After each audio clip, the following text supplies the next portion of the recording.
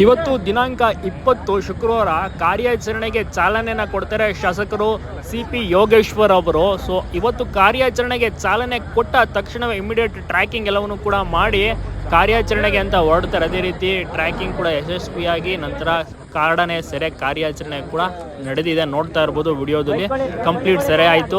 Mahendra team Prashant ಆಗಿರ್ಬೋದು, ಹರ್ಷ, ಸುಗ್ರೀವ, ಭೀಮ, ನಮ್ಮ ಧನಂಜಯ ಕೂಡ ಸೂಪರ್ ಆಗಿ ಮುನ್ನುಗ್ಗಿ ಕಾಡಾನೆಯನ್ನು ಸಹ ಹಿಡಿದಿದ್ದಾನೆ. ಸೊ ಇನ್ನೇನಿದ್ರು ಈಗ ನಮ್ಮ ಪ್ರಶಾಂತ್ ಅನ್ನೋದು ನೋಡ್ತಾ ಇರ್ಬೋದು, ಆತನೇ ಮುಂದೆ ಎಳ್ಕೊಂಬರ್ತಾ ಇದ್ದಾನೆ ಕಾಡಾನೆಯನ್ನು. ಒಳ್ಳೆ ರೀತಿಯಲ್ಲಿ ಕಾಡಾನೆ ಇದೆ, ಇದನ್ನ ಪಳಗಿಸ್ತಾರೆ, ಕ್ರಾಲ್ಗೆ ಹಾಕ್ತಾರೆ. ಮೋಸ್ಟ್ಲಿ ದುಬಾರಲ್ಲೇ ಕರ್ಕೊಂಡೋಗಿ ಕ್ರಾಲ್ಗೆ ಹಾಕಿ ಅಲ್ಲಿ ಪಳಗಿಸ್ಬೋದು.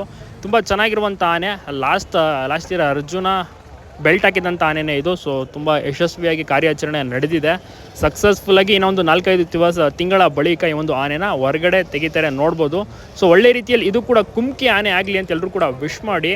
ಒಟ್ಟಿನಲ್ಲಿ ತುಂಬಾ ಕಾರ್ಯಾಚರಣೆ ಇವತ್ತು ಕಷ್ಟ ಇತ್ತು ಅಂತ ಹೇಳ್ಬೋದು. ನೋಡಿ, ಬೆಳಗ್ಗೆ ಕಾರ್ಯಾಚರಣೆ ಸ್ಟಾರ್ಟ್ ಮಾಡಿ ದಿನ ಕೂಡ ಹೇಳ್ಕೊಂಬರ್ತಾ ಇದ್ದಾರೆ. ಈಗ ಟೈಮ್ ನೋಡಿದ್ರೆ ಸುಮಾರು ಒಂದು 5 ಗಂಟೆ.